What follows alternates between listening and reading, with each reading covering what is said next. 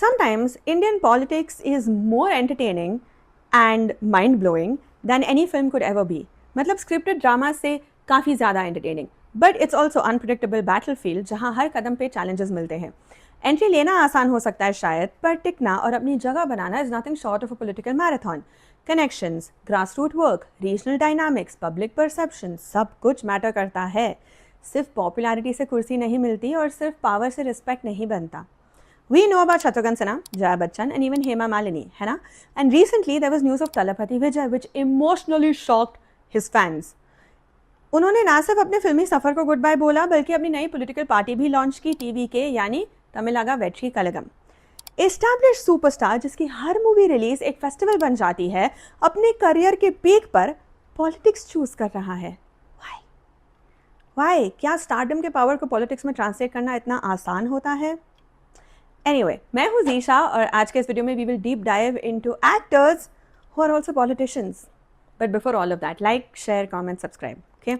My mom keeps saying कि मैं जब आपसे कहती हूँ कि ये सब करो, आप चैनल मोनेटाइज नहीं हुआ है, मैं भीख मांग रही हूँ आपसे. But like, it's called marketing. पवन कल्याण, जिसे फैंस प्यार से पावर स्टार कहते हैं, तेलुगु सिनेमा का एक रेबेलियन ड्रिवन फेस बन चुका था. 2014 में उन्होंने जनसेना पार्टी का लॉन्च किया, तो लोगों ने सोचा कि ये एक और सेलिब्रिटी एक्सपेरिमेंट होगा. लेकिन उन्होंने अपने फर्स्ट स्पीच से ही क्लियर कर दिया कि वो पॉलिटिक्स को फिल्मी ग्लैमर नहीं, पब्लिक सर्विस के नज़रिए से देखते हैं. उनका एम था कि सिस्टम को क्वेश्चन करना, और उन्होंने 2014 के इलेक्शंस में टीडीपी बीजेपी अलायंस को सपोर्ट करके अपना पॉलिटिकल डेब्यू इनडायरेक्टली रजिस्टर किया. लेकिन असली टेस्ट केम इन 2019 जब उन्होंने खुद इलेक्शन लड़ा, गाजुवाका और भीमावरम दोनों जगह से, और दोनों जगह से वो हार गए थे. पर he did not surrender to this setback and today he is the deputy CM of Andhra Pradesh. कैसे मैनेज करते हैं दोनों कैलेंडर्स और स्केड्यूल्स? सुनील दत्त सिर्फ एक अक्लेम्ड एक्टर नहीं थे, वो एक इंसानियत के ब्रांड एम्बेसडर थे. मदर इंडिया, मेरा साया जैसे आइकॉनिक फिल्म्स के बाद उन्होंने अपना स्टारडम यूज किया एक लार्जर पर्पस के लिए. 1984 में उन्होंने कांग्रेस पार्टी ज्वाइन की और मुंबई नॉर्थ वेस्ट से लोकसभा इलेक्शन जीता. उस वक्त उनका नाम फिल्मी दुनिया से पॉलिटिकल दुनिया में एक ट्रस्टेड ब्रिज बन गया था, क्योंकि उनका पब्लिक इमेज क्लीन, कंपैशनेट और जेन्युइनली पीपल फर्स्ट था. उनकी पॉलिटिकल जर्नी सिर्फ कुर्सी तक सीमित नहीं रही. उन्होंने अपनी वाइफ नरगिस के कैंसर स्ट्रगल के बाद हेल्थ केयर और अवेयरनेस को पर्सनल मिशन बना लिया था. उन्होंने राइट्स के टाइम पीस मार्चेस किए और इवन पंजाब के मिलिटेंसी पीरियड में अमृतसर से बॉम्बे तक सोलो पदयात्रा की, ये दिखाने के लिए कि एक एक्टर सिर्फ हीरो स्क्रीन पर नहीं, ग्राउंड पे भी बन सकता है. 2004 में मनमोहन सिंह गवर्नमेंट ने उन्हें स्पोर्ट्स मिनिस्टर बनाया, जहां उन्होंने यूथ एंगेजमेंट पे फोकस किया. कमल हासन, जिनकी फिल्म भी आ रही है थग लाइफ, उनके लिए सिनेमा सिर्फ एक आर्ट फॉर्म नहीं, एक सोशल पॉलिटिकल कमेंट्री का मीडियम रहा है. उन्होंने 2018 में मक्कल नीदी मायम MNM के साथ अपना पॉलिटिकल डेब्यू किया. MNM का मतलब था पीपल्स जस्टिस सेंटर, और उनका विजन था करप्शन फ्री गवर्नेंस, डिसेंट्रलाइजेशन और एजुकेशनल रिफॉर्म. 2021 के तमिलनाडु असेंबली इलेक्शंस में कमल कोयम्बटूर साउथ से इलेक्शन हार गए. Despite electoral failures, Kamal Haasan ने पॉलिटिक्स छोड़ने का सोचा भी नहीं. वो सोशल इश्यूज, फ्लड रिलीफ और पॉलिसी डिस्कशंस में एक्टिव रहे और MNM को एक डिग्निफाइड अल्टरनेटिव बनाए रखने की कोशिश की.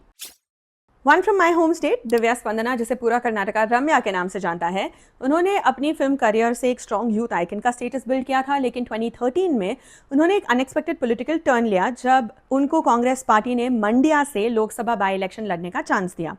मंड्या, जहां उनका फैन बेस ऑलरेडी स्ट्रॉन्ग था, उन्होंने उनको जीत दिला दी एंड वो पार्लियामेंट की यंगेस्ट MPs में शामिल हो गई थी. लेकिन 2014 के जनरल इलेक्शंस के बाद उन्होंने एक्टिव इलेक्टोरल पॉलिटिक्स से थोड़ा ब्रेक लिया. 2017 में उनकी पॉलिटिकल री एंट्री हुई नेशनल लेवल पे, बट पॉलिटिकल कॉरिडोर्स में एक आउटस्पोकन वुमेन होना is not easy. It's always met with extra scrutiny. Ramya controversies और ट्रोलिंग का फेस बनी और इवेंचुअली 2019 के बाद उन्होंने कांग्रेस के डिजिटल यूनिट से भी डिस्टेंस मेंटेन किया. उर्मिला मातोंडकर, जिन्होंने अपनी एक्टिंग करियर में कई मेमोरेबल रोल्स दिए, जैसे रंगीला, सत्या, जुदाई, पर इन 2019 उन्होंने सबको सरप्राइज करते हुए कांग्रेस पार्टी ज्वाइन की और मुंबई के नॉर्थ कॉन्स्टिट्यूएंसी से लोकसभा इलेक्शंस लड़ने का फैसला किया. लेकिन उनकी पॉलिटिकल जर्नी उतनी स्मूथ नहीं रही है, बट उनकी पॉलिटिकल जर्नी पर उन्होंने कभी गिव अप नहीं किया है. उन्होंने अपने सोशल मीडिया प्रेजेंस को पॉलिटिकली चार्ज्ड और अवेयरनेस ड्रिवन रखा और डिफरेंट सोशल इश्यूज पे अपनी स्टांस रखी. आज भी वो एक वोकल सपोर्टर है जो अपने ओपिनियंस ओपनली शेयर करती है, चाहे वो वुमेन्स राइट्स पर हो, सोशल जस्टिस हो या गवर्नमेंट पॉलिसीज. गोविंदा जो बॉलीवुड की 90s के कॉमेडी फेस बन चुके थे, उन्होंने अपने करियर में हीरो नंबर 1 और पार्टनर जैसी फिल्म से सबको एंटरटेन किया, पर ही डिसाइडेड कि सिर्फ कॉमिक और डांसिंग और मसाला मूवीज बस नहीं है, पॉलिटिक्स में भी एंट्री करते हैं। 2004 में उन्होंने कांग्रेस पार्टी ज्वाइन की और मुंबई के विलेपाले से लोकसभा इलेक्शंस लड़ने का फैसला किया। लोगों को पहले लगा कि शायद ये एक फिल्मी स्टंट है, बट उन्होंने अपनी फनी इमेज को पॉलिटिकल कैंपेन में ले आए और अपनी झिलमिलाती पर्सनालिटी का फुल यूज़ किया। जब उन्होंने इलेक्शंस लड़े तो उनकी अपील सिर्फ उनके फिल्मी फैंस तक लिमिटेड नहीं थी, उन्होंने अपनी लोकल कनेक्ट को भी हाईलाइट किया। And guess what, he one.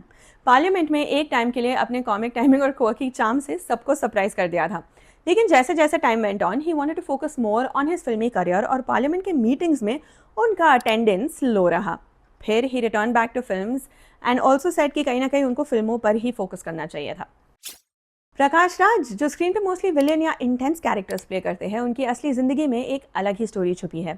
2017 में जब उनके क्लोज फ्रेंड और जर्नलिस्ट गौरी लंकेश का मर्डर हुआ, तब उन्होंने सिर्फ फिल्म्स तक लिमिटेड रहने से मना कर दिया। उन्होंने एक बोल्ड स्टेप उठाया और #JustAsking कैंपेन स्टार्ट किया, जिसमें वो ओपनली पॉलिटिकल क्वेश्चंस उठाते हैं बिना किसी पार्टी से दोस्ती रखे। उनका मानना था कि silence is not an option और वो बोलने लगे लाउडली एंड क्लियरली। 2019 में प्रकाश राज ने बेंगलुरु सेंट्रल से लोकसभा इलेक्शंस इंडिपेंडेंट कैंडिडेट के रूप में लड़े। एजुकेशन, हेल्थ केयर, सेक्युलरिज्म और एम्प्लॉयमेंट उनके कोर इश्यूज थे, लेकिन जनता ने साथ नहीं दिया and he did not and up winning. Results के बाद प्रकाश राज ने खुद बोला कि ये एक सॉलिड स्लैप था उनके फेस पर, लेकिन उन्होंने अपने पॉलिटिकल स्टैंड को वापस नहीं लिया। आज भी वो सोशल मीडिया पर वोकल है और हर कम्युनल या पॉलिटिकल इश्यू पे अपना स्टैंड लेते हैं विद #JustAsking। तो दोस्तों, ये थी एक quick political roller coaster ride, जहां हमने देखा कि कैसे हमारे फेवरेट एक्टर्स स्पॉटलाइट छोड़ के बैलेट बॉक्स की तरफ कदम बढ़ाते हैं। किसी का सफर था ब्लॉकबस्टर, किसी का था थोड़ा सा flop show, but the show must go on and for that you must like, share, comment and subscribe, ताकि मैं और एपिसोड्स ला सकूं और फिल्मी बातें कर सकूं। And you take care of yourself until then. कल मिलते हैं।